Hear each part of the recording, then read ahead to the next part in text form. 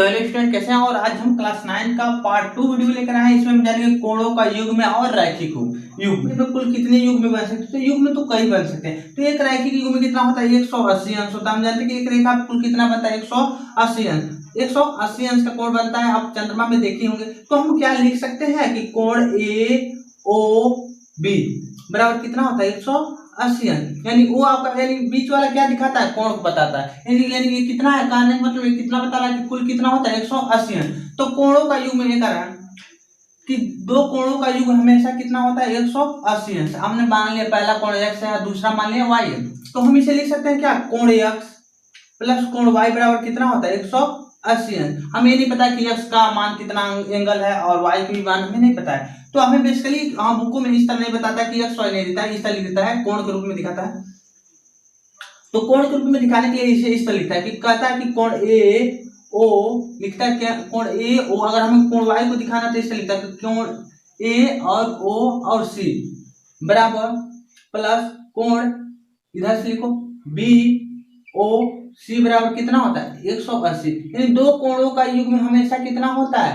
180 हमेशा होता है? नहीं, दो कोणों का युग्म मतलब दो कोणों का युग्म हमेशा, अगर मान लेते हैं दो युग्म दिया है तो कितना होता है? 180। तो ये भी तो हो सकता है दो युग्म ना देकर तीन युग्म भी तो दे सकता है। तो बस आपको ये याद रखना है कि किसी रेखा पर यानी किसी लाइन पर अगर दो युग्म है यानी दो कोण है, इन दो कोणों का युग्म कितना होता है? 180। और कहीं आपका तीन कोण दे दे और कहीं आपका इस तरह दे दे, एक और इस पर कोण बना दे कहीं ना कहीं इस तरह, तब क्या होगा? तब तो मान लेते आपका एक कोण तो ये होगा, इसे मान लेते x, इसे मान लेते y, इसे मान लेते z। तो अगर कहें कि तीन कोणों का युग्म कितना होगा? तो अगर दो है तो दो कोणों का योग हमेशा कितना होता है? 180। और ये भी कह सकते हो कि तीन कोणों का योग यानी x प्लस कोण y प्लस कोण लिख सकते हो क्या? z बराबर में कितना होता है? 180। यानी कहने का मतलब दो कोणों का युग्म कितना होता है? 180। तीन कोण भी यानी तीन युग्म भी हो सकते हैं, दो भी हो सकते हैं, चार भी हो सकते हैं, पांच भी हो सकते हैं। तो ये जानो बस एक रैखिक युग्म है, एक रेखा पे 180 अंश का कोण बनता है।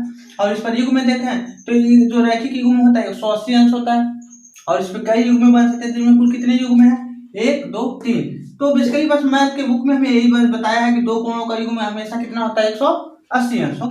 तो दूसरा आपका एक प्रमेय दिया है, कह रहा है कि यदि दो रेखाएं परस्पर माने होता है एक दूसरे को प्रतिच्छेद करती हैं तो शीर्षाभिमुख कोण आपस में बराबर होता है। शीर्षाभिमुख मतलब इसमें बताओ हमारा शीर्ष क्या है? आगे है, और एक मुख क्या है? पीछे की तरफ। यानी एक उल्टा एक सीधा, यानी कहने का मतलब ये जो कोण है इसके बराबर, हमने उसे रेड से दिखाया, ये जो कोण है इसके बराबर। ये कह रहा है कि होता है। तो ये सिद्ध आप लोगों को करना है, कह रहा है कि शीर्षाभिमुख कोण आपस में क्या होते हैं? बराबर होते हैं। तो कह दिया है। अब कोई चीज अगर कहने से तो आप मान नहीं सकते। अगर हम कहें कि चीनी जो होती खट्टी होती तो आप मान नहीं सकते, क्योंकि खाओगे तब बताओगे कैसा होता है। तो ये कह रहा है कि ये कोण जो होता है इसके बराबर होता है। कहने का मतलब आपको इस सवाल में कह रहा है कि प्रूव करना है, प्रूव दैट कि जो कोण हाई है इसके क्या है? बराबर है। यानी सिद्ध आपको ये करना है कि जो कोण ए लिख सकते हो ना कि कोण ए ओ सी, कोण ए ओ सी जो है किसके बराबर है? कोण इसके वाले। तो ये कोण आपका क्या हो गया? हमने वहां पर यहाँ पर वो लिखा है तो लिख सकते हैं कोण बी ओ डी के क्या है? बराबर है। तो ये हमें सिद्ध करना है कि ये जो कोण है इसके क्या है? बराबर। ये कोण इसके बराबर है। शीर्षाभिमुख मतलब ये बताया कि किसी बिंदु पर मिलने वाली दो रेखाएं एक दूसरे को प्रतिच्छेद करती हैं। तो ये कहा कि शीर्षाभिमुख कोण आपस में क्या होते हैं? बराबर होते हैं। जितना ये होता है ये इतना ही क्या होता है? ये होता है। तो ये हमें सिद्ध करना है। तो ये भी है कि अगर ये इतना होगा तो ये भी तो इतना होगा। तो ये आप लिखो, ये भी तो लिख सकते हैं जो कोण ए ओ डी है तो किसके बराबर होगा?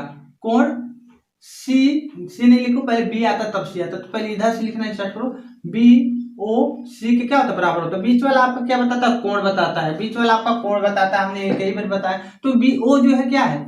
इस सब में कॉमन है। कॉमन मतलब इसमें भी है, सब के लिए है, तो कॉमन है। हो गया तब। तो हमें सिद्ध करना है क्या कि शीर्षाभिमुख कोण आपस में बराबर होते। तो हम सिद्ध करते हैं। तो क्या आप जानते हैं इसमें दो रेखाएं हैं, एक आपका सी डी है, एक दिया है ए बी। ये आपका दिया है क्या? सी डी है, एक आपका दिया है ये सी डी है, आपका ए भी दो रेखाएं। तो हम देखें तो सी डी पर अगर यहाँ से यहाँ तक देखें तो यहाँ पर ए और ओ है। तो ए और ओ के बीच क्या है? लंब है। सी डी पे क्या है? लंब है, पेंडिकुलर। अगर इस तरह देखें तो इस पर क्या है? पेंडिकुलर है ना, क्या है? लंब है। हो गया। तो हम जानते हैं एक रैखिक युग्म कितना बनाता है? 180 बनाता है। एक रैखिक युग्म कितना बनता है? 180। तो क्या हम ये लिख सकते हैं कि कोण ए ओ सी यानी अगर हम इसे मान लेते हैं x और इसे मान लेते हैं y, ये कोण मान लेते हैं x और इसे मान लेते हैं y, अभी हमने युग्म में पढ़ा है, तो अगर x प्लस y दोनों का युग्म कितना होना चाहिए? 180 होना चाहिए ना, रैखिक युग्म। तो इसे हम क्या लिख सकते हैं कि कोण, यहां से देखो, कोण AOC प्लस, यानी दोनों, यानी यहाँ पर दो युग्म दिया है तो दोनों का युग्म 180 होना चाहिए, तो लिख सकते हैं। और क्या है आपका कोण दिया है? कोण AOD बराबर कितना होना चाहिए? 180 अंश। और किसके द्वारा? तो लिखोगे रैखिक युग्म द्वारा। हो गया। अब इसी प्रकार ये हो गया, हमने ये देखा दे कि ए कोण दोनों आपस में कितना होना चाहिए? 180, हमने युग्म में जाना। और इसी प्रकार अब इस वाले पार्ट को क्या करो? भूल जाओ, और इस वाले पार्ट को ध्यान दो, ये आपका है बी। हो गया। तो इस पर भी तो 180 अंश बन सकता है, तो इसे हम क्या लिख सकते हैं? इस तरह लिखो, लिख सकते हैं कोण बी, यहां से स्टार्ट करो क्योंकि बी और सी में पहले बी लिखो, बी सी प्लस एक युग्म ये हो गया, एक युग्म यानी दो युग्म है, तो इससे लिख सकते हैं कोण BOD बराबर इसका भी कितना होगा? रैखिक युग्म 180 है, ये भी रैखिक युग्म। तो हम इसे मान लेते इक्वेशन नंबर फर्स्ट, इसे सेकेंड। अब दोनों समीकरण को देखो, समीकरण 1 एवं 2 से अब क्या जानते हैं? 1 और 2 से, यानी 1 एवं 2 से, तो हम अगर कहें कि दो व्यक्ति हैं, एक कहते हैं कि ए है, ए के पास 10 रुपया धन है, और बी है जो उसके पास भी कितना है? 10 रुपया धन है। तो क्या हम कह सकते हैं कि ए और बी दोनों आपस में क्या है? बराबर है। कह सकते हैं कि नहीं कि दोनों के पास धन क्या है? बराबर है। उसी प्रकार कह रहा है कि इतना का मान जो दे दिया है 180 है, और इतना का भी 180, तो क्या हम ये लिख सकते हैं?